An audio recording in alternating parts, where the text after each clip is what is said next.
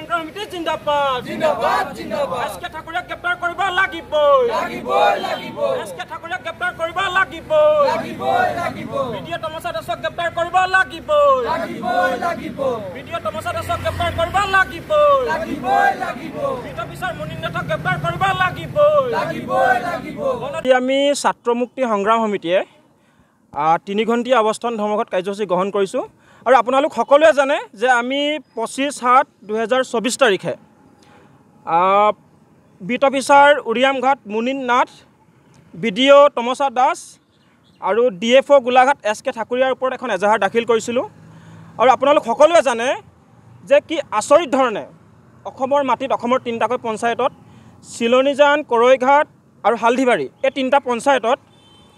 তেওঁলোকে বিজেপিৰ কেইজনমান বিশেষ ৰাজনৈতিক নেতাৰ ছত্ৰ ছায়াত আচৰিত ধৰণে অসমৰ বন সম্পদ লুণ্ঠনত তেওঁলোক জড়িত হৈ পৰিছিলে আৰু এই সম্পৰ্কে আমি 25 তাৰিখে কেছ দিছিলোঁ কিন্তু আজি পৰ্যন্ত অসম পুলিচে কোনো ধৰণৰ ব্যৱস্থা গ্ৰহণ কৰা নাই আমি বাৰম্বাৰ উৰিয়ামঘাট থানাৰ যিগৰাকী অচি আছে আমি তেওঁক বাৰম্বাৰ জনাইছিলোঁ যে আপুনি কেছটো কি পৰ্যায়ত আছে আমাক জনাব লাগে কিন্তু তেওঁ আমাক এটা কথাই কয় যে তেওঁ ৰাজনৈতিক প্ৰভাৱত প্ৰভাৱান্বিত গতিকে তেওঁৰ হাত বন্ধ হৈ আছে তেওঁৰ হাত চাবি লগাই থৈছে এতিয়া আমি আপোনালোকক দেখুৱাব খুজিছোঁ যে তাত কি ধৰণে কি আচৰিতভাৱে তেওঁলোকে হিলৰ সিন্ডিকেট চলাইছে আপোনালোকে জানে যে এখন আমাৰ ফৰেষ্ট এক্ট আছে আসাম ফৰেষ্ট প্ৰটেকশ্যন এক্ট 1986 আৰু আপোনালোকে জানে যে বনাঞ্চলত বিশেষকৈ কোনো ধৰণৰ খনন কাৰ্য কোনো এটা বিভাগে কৰিব নোৱাৰে হয় ফৰেষ্টৰ পাৰ্মিশ্যন লাগিব নহয় অসম চৰকাৰে বিশেষভাৱে তেওঁলোকক পাৰ্মিশ্যন দিব লাগিব কিন্তু আমি দেখিলোঁ যে সন্মানীয় বিধায়ক বিশ্বজিৎ ফুকন ডাঙৰীয়াৰ হুৱে বায়ে ঘূৰি ফুৰা একাংশ নেতাই BDO' Tamsa Das DFO' SK Thakuria আৰু বিট অফিচাৰ মুনিন নাথক মেনেজ কৰি তেওঁলোকে গোটেই আমাৰ সৰুপথাৰ সমষ্টিৰ 3টাকৈ পঞ্চায়তত অবৈধভাৱে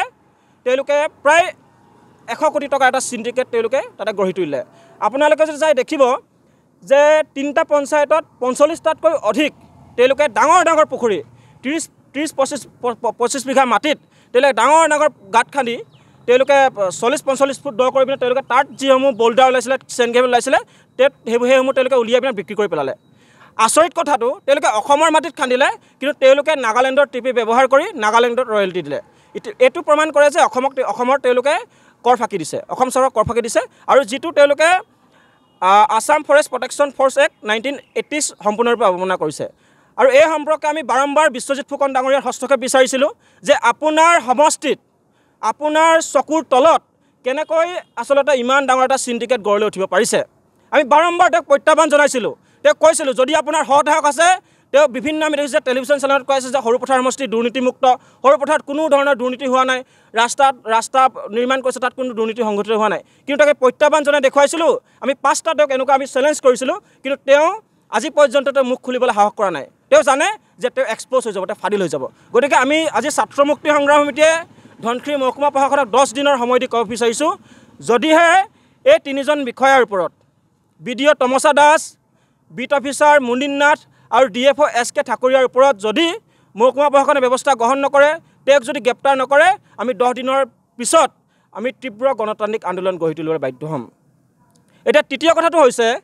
আপোনালোকে জানে যে মনোজ পাৰিক নামৰ এজন ঠিকাদাৰ আছে যিজন বিধায়ক বিশ্বজিৎ ফুকন ডাঙৰীয়াৰ অত্যন্ত ঘনিষ্ঠ বুকুৰ কুটুম আমি দেখিলোঁ তেওঁ 2 নং লক্ষীপুৰ উৰিয়ামঘাটত তেওঁ এখন জেজেএমৰ এখন তেওঁ স্কিমত কাম কৰিছিলে আৰু তাত পানী টেংকিৰ যি মূল পোষ্ট থাকে তাৰ যি ফাউণ্ডেশ্যন থাকে তাত চিৰাল ফাট মেলা পৰিলক্ষিত হৈছিলে আৰু আমি মাননীয় মহকুমাধিপতি মহোদয়ক আমি অৱগত কৰিছিলোঁ ইয়াৰ পৰা তদন্ত হ'ব লাগে কিন্তু তদন্ত হৈ থাকিলে আজি পৰ্যন্ত তদন্তৰ প্ৰতিবেদন মাননীয় মহকুমাধিপতিগৰাকীয়ে ৰাজহুৱা নকৰিলে দ্বিতীয়তে প্ৰায় 5 কোটি টকাৰে সেই একেজন মনোজ পাৰিক বিশ্বজিৎ ফুকন ডাঙৰীয়াৰ ঘনিষ্ঠ একেজন মনোজ পাৰিকে ধনশিৰি পাৰ মাথৰি পথটো নিৰ্মাণ কৰিছিলে প্ৰায় 5 কোটি টকাৰে আৰু আমি দেখিছিলোঁ যে য'ত তেওঁ ব্ৰিক্স চলিং কৰিব লাগিছিলে গাৰ্ডৱালৰ তলত ব্ৰিক্স চেলিং কৰা নাই য'ত তেওঁ ৰুলাৰ চলাব লাগিছিলে ৰুলাৰ চলোৱা নাই য'ত মেটেল এষ্টিমেট অনুযায়ী দিব লাগিছিলে তাত দিয়া নাই কাৰণে ৰাস্তাটো এতিয়া ঠায়ে 1.5 ফুট পৰ্যন্ত বহি গৈছে গতিকে আমি খুব স্পষ্ট ভাষাৰে বিশ্বজিৎ ফুকন ডাঙৰীয়াক ক'ব খুজিছোঁ অতি শীঘ্ৰে ব্যৱস্থা গ্ৰহণ কৰিলে গ্ৰহণ কৰক অন্যথা আমি ছাত্ৰ মুক্তি সংগ্ৰাম সমিতিয়ে 10 দিনৰ পিছত আমি মহকুমাধিপতি কাৰ্যালয় ঘেৰাও কৰিবলৈ বাধ্য হ'ম। আমি পুনৰ কৈছোঁ, এই যি প্ৰত্যাহ্বান আমি পূৰ্বতেও প্ৰত্যাহ্বান জনাই থৈছোঁ বিশ্বজিৎ ফুকন ডাঙৰীয়াক, তেওঁ যদি সৎ সাহস আছে, তেওঁ যদি সঁচাকৈ সৎ, তেন্তে এই যি 3জন বিষয়াৰ ওপৰত আমি এজাহাৰ দিয়া আছে তেওঁলোকক গ্ৰেপ্তাৰ কৰিবলৈ তেওঁ সাহস প্ৰদৰ্শন কৰক। তেওঁ যি ৰাজনৈতিকভাৱে যি ৰক্ষণাবেক্ষণ দিছে সেই ৰাজনৈতিক ৰক্ষণাবেক্ষণ দিয়া বন্ধ কৰক আৰু তেওঁৰ যি বুকুৰ কুটুম মনোজ পাৰিক ডাঙৰীয়াক তেওঁ এটা দণ্ডাধীশ পৰ্যায়ত এটা এনকুৱাৰী দি গ্ৰেপ্তাৰ কৰিবলৈ সাহস প্ৰদৰ্শন কৰক। আৰু নকৰিলে সৰুপথাৰ সমষ্টিৰ বাকী ৰাইজে বুজিবলৈ বাকী নাথাকিব যে বিশ্বজিৎ ফুকনো সেই একে পানীৰ মাছ। গতিকে আমি পুনৰ কৈছোঁ, এই যি 4জন বিষয়া, এজন ঠিকাদাৰ অতি শীঘ্ৰে গ্ৰেপ্তাৰ কৰিব লাগে, অন্যথা আমি পুনৰ কৈছোঁ ছাত্ৰ মুক্তি সংগ্ৰাম সমিতিয়ে তীব্ৰ গণতান্ত্ৰিক আন্দোলন গঢ়ি তুলিবলৈ বাধ্য হ'ম।